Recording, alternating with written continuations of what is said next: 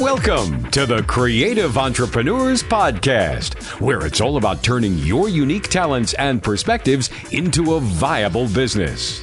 And now, your host, Paris Hamilton.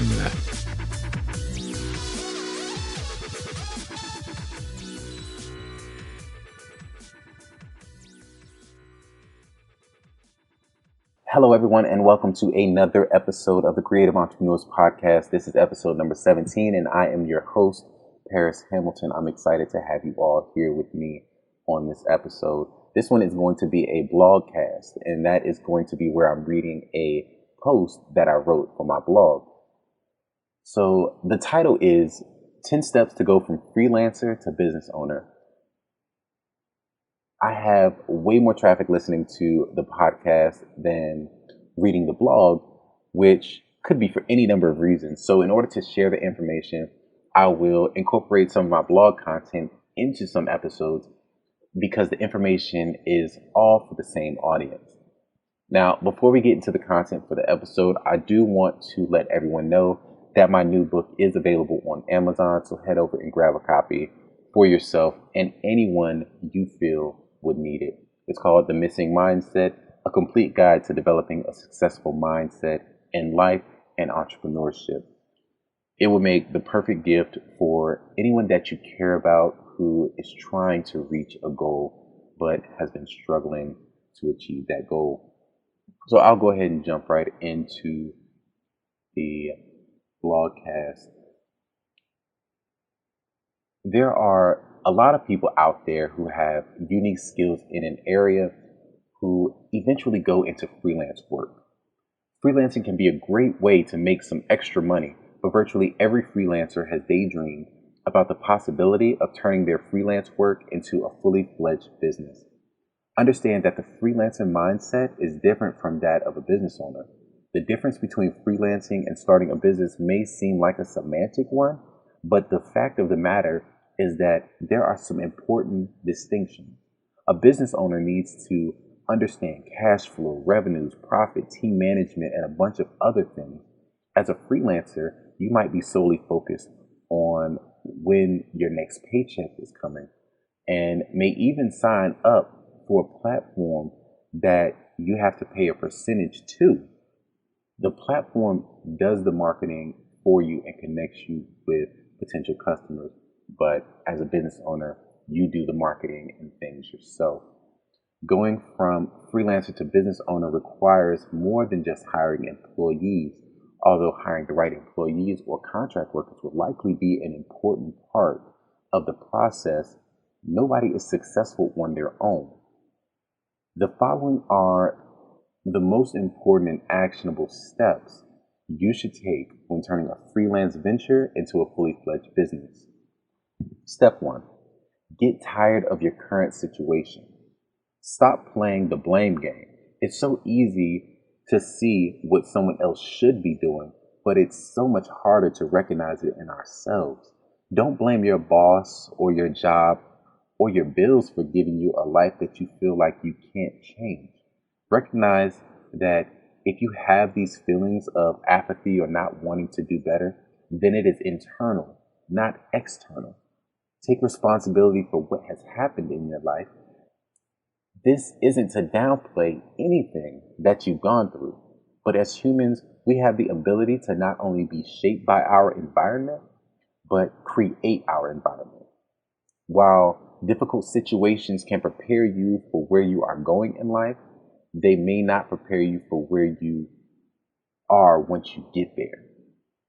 So get tired of your current situation and align yourself with something greater than yourself. Step 2, ask yourself if you really want to do your freelance work full time. Sometimes freelance work should just be left at that. Remember, this is a big difference between spending a few hours a week doing work for freelance clients. It's another thing altogether to spend 40 to 60 hours or more per week doing the same type of work. By the same token, turning freelance work into a business adds a lot of complications, including budgeting, finding new clients, and managing employees or other freelancers working for you. It's different. You have to recognize that you are going into a different environment. You're going from doing something you're used to doing something new where it will take time to get comfortable. Bring tenacity from one phase of your business venture to another and build up that fortitude to handle issues that arise. But first, make sure you are confident that you want to make a full-time gig out of your freelance work before taking that leap.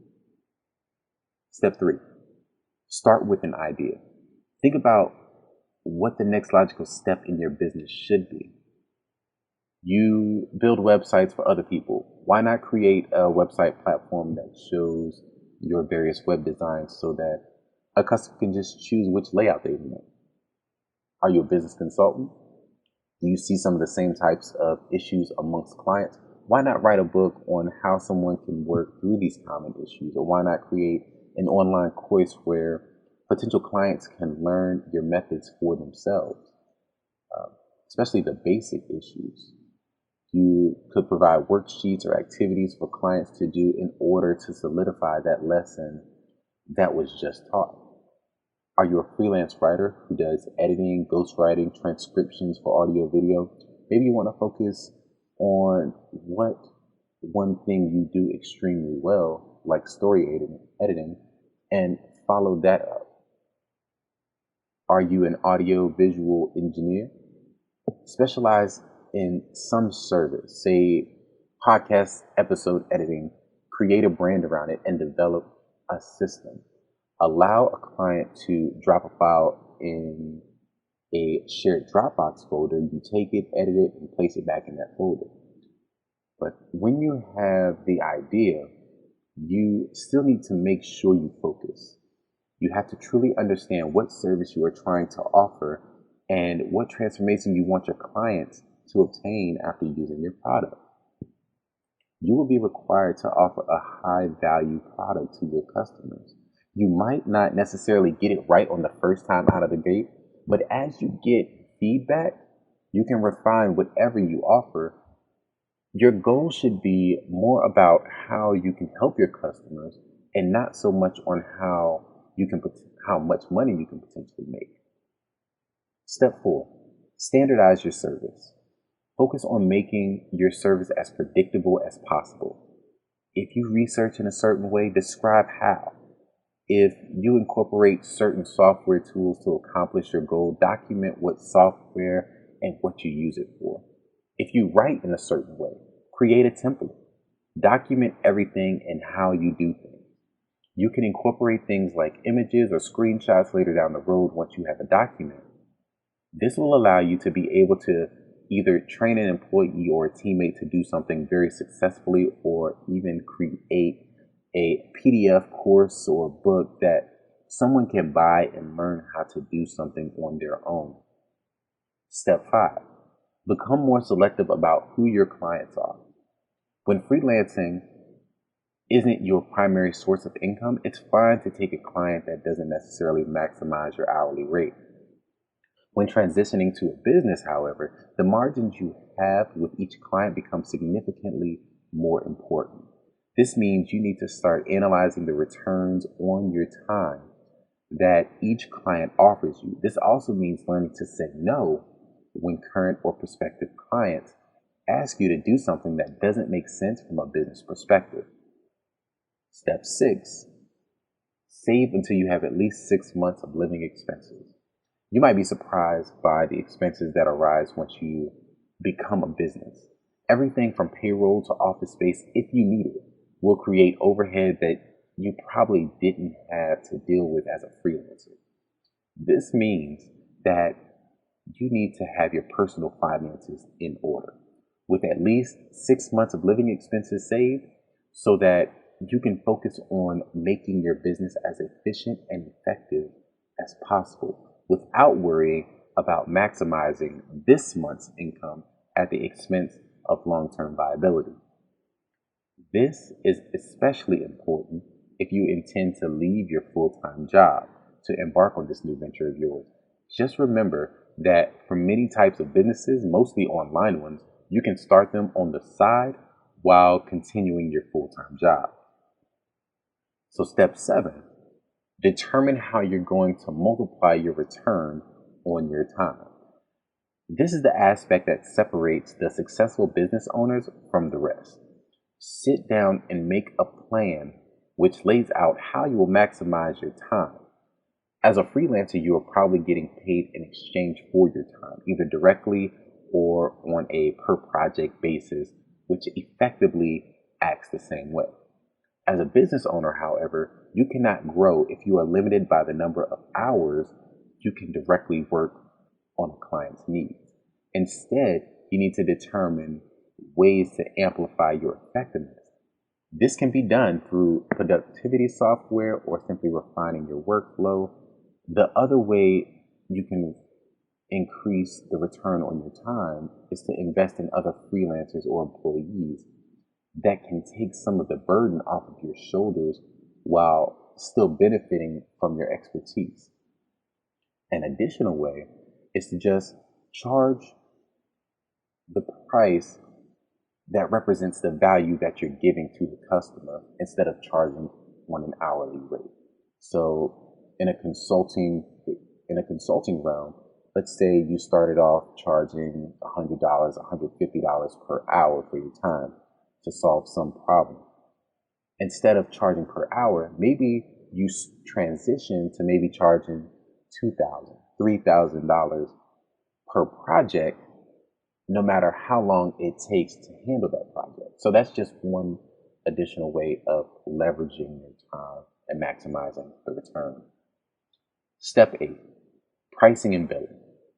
Whether you use PayPal or FreshBooks, you will need to come up with a price for what the client gets for your price. You will have a set price for your products that are hopefully mentioned right from your website.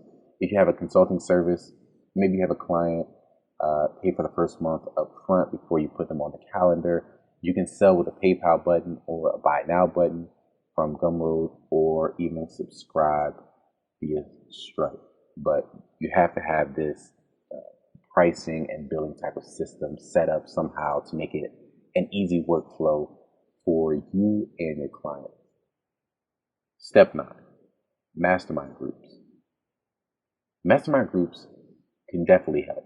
If you haven't heard of them, just type it into your favorite search engine, or type the term in mastermind groups into your favorite search engine like Bing or Google. Start one on your own or join someone else's after you have read about what they are.